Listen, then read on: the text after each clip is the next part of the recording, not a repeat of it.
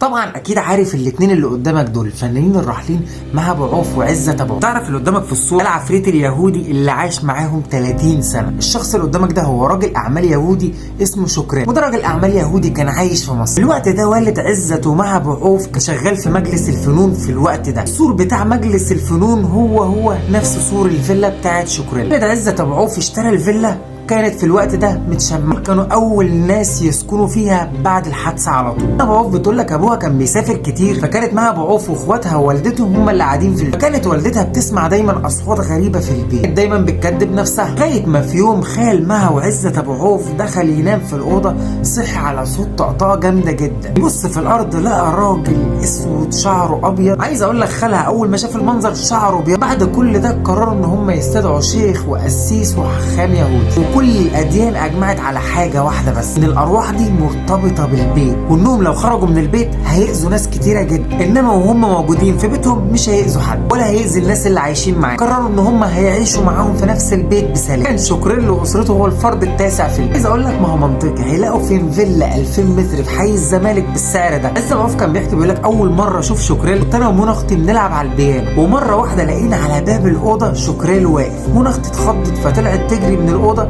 فعدت من خلاله اخترقته. فنانه يسرا شهدت على واقع منهم، هي كانت صاحبه مها ابو عوف جدا، يوم كانت بايته معاها، صار لها برضك شبح شكران. عز ابو عوف بيقول انها نطت من الشباك بلبس النوم وقعدت تجري في الشارع. كمل في الاخر قال لك احنا عشنا معاهم في الفيلا 30 سنه عمرهم ما اذونا، ما بقيناش نخاف منهم، تقريبا كل عيلتنا واصحابنا وقرايبنا شافوهم معانا لغايه ما سيبنا المكان.